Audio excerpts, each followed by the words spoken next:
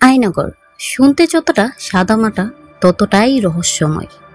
শেখ হাসিনার আমলে তৈরি এই আয়নাগরেই রাখা হতো গুম করে রাখা মানুষজনকে। আলো বাতাসহীন একটি কক্ষ, সেখানে সারাক্ষণ গড়গড়িয়ে চলে ফ্যান। শেখ হাসিনা বিদায় নেওয়ার পর কথা উঠেছে আয়নাগরের বন্দীদের মুক্তি দেয়া হবে। কাদের রাখা হতো এই আয়নাগরে? হাসিনার আমলে বিরোধী দলের বহু নেতাকর্মী নিখোঁজ হয়ে গেছে। তারা কোথায় আছে তাদের কোনো হদিশও নেই। এমনকি সেনাবাহিনীর লোকজনও রয়েছে ওই তালিকায়।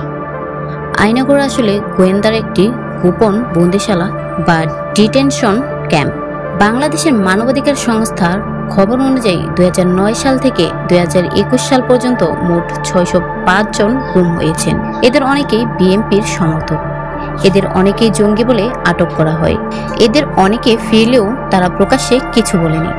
তবে এদের মধ্যে 2 জন তা খানিকটা প্রকাশ করেছে। এদের মধ্যে রয়েছে সেলিম নামে একজন। তাকে আচমকাই মাথায় টুপি পরিয়ে মাইক্রোবাসে তুলে নিয়ে যাওয়া হয়। পরে তাকে জানানো হয় রাখা হবে আয়নাগরে। এর দায়িত্বে রয়েছে প্রতিরক্ষা দপ্তর ডিজিএফআই। তিনি জানিয়েছেন, সকালের খাবারে বিস্কুট দেওয়া হতো। দিনরাত একটি অ্যাডজাস্ট ফ্যান চলতো শব্দ করে। মাঝে মধ্যে বিমান ওঠানামার শব্দ পেতেন তিনি। 2009 সাল থেকে বিনা কারণে মানুষজনকে গুম করার অভিযোগ উঠত সামরিক গোয়েন্দার বিরুদ্ধে। মূলত আওয়ামী লীগ বিরোধীদের তুলে এনেই বিভিন্ন অভিযোগে আটকে রাখা হতো। সেলিম কোনো হাইভ্যালু বন্দী ছিলেন না, তাই তিনি মুক্তি পান। হাসিনুর রহমানের অভিজ্ঞতা সেলিমের উল্টো। বাংলাদেশ সেনাবাহিনীর সাবেক এই লেফটেন্যান্ট কর্নেল শুরু থেকেই নিজের হাইভ্যালু বন্দী হওয়ার বিষয়টি বুঝতেন। তাকে আটক করা হয় 2008 সালের 8 আগস্ট। তবে সেটি ছিল তার দ্বিতীয়বার গুম হওয়ার ঘটনা। তিনি প্রথমবার গুমের শিকার হয়েছিলেন 2011 সালের জুলাইয়ে।